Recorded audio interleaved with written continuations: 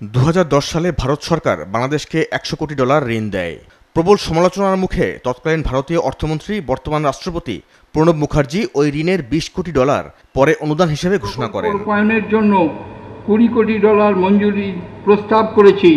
বাকি $80 কোটি বাস্তবায়নাধীন 14টি প্রকল্পের মধ্যে এরই মধ্যে 60টি প্রকল্প শেষ হয়েছে। এবার ভারতের প্রধানমন্ত্রী নরেন্দ্র মোদীর সফরেও আসছে $200 কোটি ঋণের প্রতিশ্রুতি।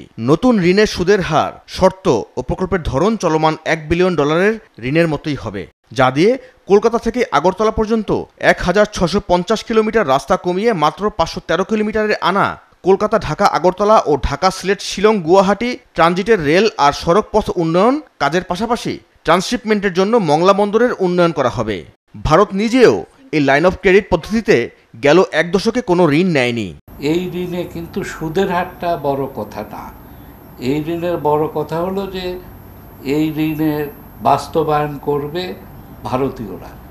অন্য দেশের যারা ঠিকাদার আছে তারা এতে অংশগ্রহণ করতে পারবে না। $2 বিলিয়ন ক্রেডিট লাইনের চেয়ে অনেক বড় গুরুত্বপূর্ণ বিষয় হলো কি প্রকল্প করা হচ্ছে এবং সেই প্রকল্পগুলি কতটুকু লাভজনক। প্রকল্প চূড়ান্ত করার আগেই এ ধরনের ঋণ চুক্তি করা বাংলাদেশের জন্য ইতিবাচক কিছু বয়ে আনবে না বলে সিপিডির এই সম্মানিত ফেলোর মত। যদি উৎসে সত্যায়িত থাকে, অর্থাৎ আমরা যাই আনবো ভারত এই টাকা দিয়ে ভারতের থেকেই আনতে হবে, ভারতের নির্দিষ্ট কোনো সরবরাহকারীর কাছ থেকে আসতে হবে, তাহলে আমরা এই টাকার সর্বোচ্চ মূল্য নাও পেতে পারি। এইবারের যে ঋণের টাকাটা বলা হচ্ছে সেটার জন্য নির্দিষ্ট কোনো প্রকল্প হয়নি, সেহেতু দেখলে বোঝা যাবে এই অর্থের উপযোগিতা সেই প্রকল্পের জন্য আছে কি না আছে। তবে বিষয়টিকে চ্যালেঞ্জ হিসেবে নিয়েছেন অর্থ প্রতিমন্ত্রী, বললেন বাস্তবতার কথা। ঋণকে শুধু ঋণই দেখবেন না, ঋণের মধ্যে কিন্তু বন্ধুত্ব সম্পর্ক স্থাপন, কাল্টিভেট করা, তারও একটা অনুষঙ্গ আছে। আমাদের সরকারের সময় তো আমরা অনেক উপরে এসেছি,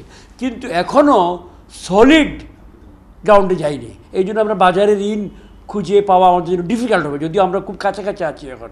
এই জন্য আমরা আগেরগুলো নিচ্ছি। একটা চুক্তিতে 1% হারে সুদে 20 বছরের মধ্যে ঋণ শোধ করার কথা থাকবে। এর মধ্যে প্রথম 5 বছর গ্রেস পিরিয়ড হিসেবে ধরা হবে, অর্থাৎ ওই সময় কোনো কিস্তি পরিশোধ করতে হবে না। Abdullah Raihan, SA TV, Dhaka.